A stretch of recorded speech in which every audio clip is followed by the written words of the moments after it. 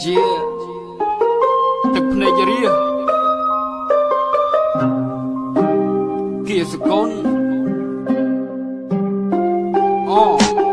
អ្នកក្រនិងអ្នកមានស្ថានភាពគឺខុសគ្នាអ្នកមានរស់សប្បាយឯអ្នកក្ររស់វេទនាជីវិតត្រូវគេបំពេញរំលោភសិទ្ធិរវេលាប្រជាជនត្រហោយំឬនេះជាកម្មវេរា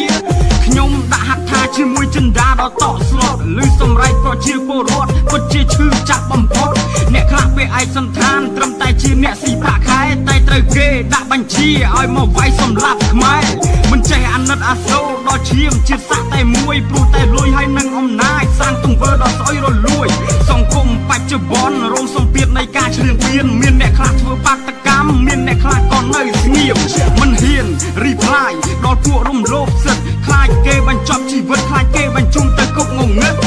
ខ្លាចបាត់បង់កូនហើយខ្លាចបាត់បង់ម្ដាយសុខចិត្តរស់នៅក្រោមគេជន់នៃរបបពួកចង្វាយព្រោះយើងដឹងថារស់នៅពេលនេះអ្វីដែលពិសេសស្របតាមគេឲ្យត្រជាក់ប្រឆាំងគេឲ្យឆេះតើនរណាម្នាក់ដែលមិនចង់រស់សុខក៏ដុំតែបើយើងមិនក្លាហានប្រទេសជាតិនេះនឹងដួលរលំអ្នកខ្លះជាខ្មែរដែរតែដោយសារតែសាក់យួរហ៊ានលើកដៃវាយរាងកាយជន់ជាតិខ្លួនឲ្យរបួសរុករើកកោកកាយឈូឆាយដោយផ្ទះសំបែងគេលើកដៃសំពើអង្វរទឹកភ្នែកជូតនឹងកន្សែង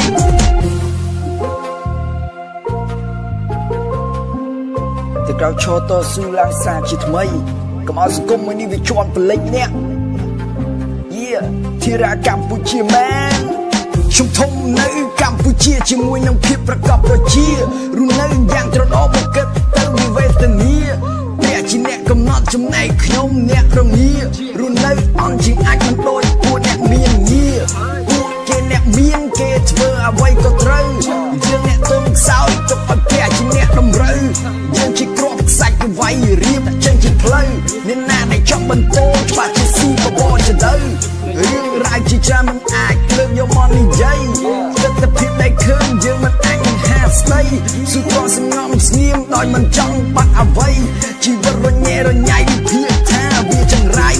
នេះជាសំណេរដែលកើតចេញពីគំនិតខ្ញុំលើកមកសរសេរមិនបានបំភ្លេចការពិតខ្ញុំអ្នកវិនិច្ឆ័យជូនទៅដល់ពុកបច្ចិតការពារនៅយុវជនកុំឲ្យជឿយកភ្លើងងឹត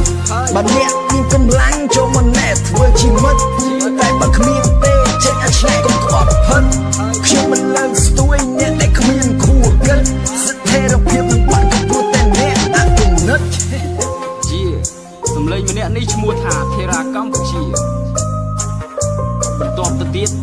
គឺខ្ញុំបាទគៀសកុំជាគេនិយាយការពុតគិតថាគេនេះឌៀមដាមលើកផ្លាដាក់បញ្ជាហៅកម្លាំងដាក់បំរាមអ្នកខ្លះគ្នាទុនខ្សោយមិនហ៊ានប៉ះពាល់នឹងគេទេខ្លាចលើលួសពាក្យសម្ដីគេបំបិតមាត់ហើយទេសាសខ្មែរសែនកំសត់បើសិនយំខ្ញុំយំជាមួយស្រក់ទឹកភ្នែកតែចិត្តយើងខ្លាំងប្រឆាំងអំពើពុករលួយតស៊ូគ្រប់វគ្គឆន្ទៈយើងតែមួយទោះបីមានគេគំរាមយើងកុំខ្លាចយើងកុំព្រួយ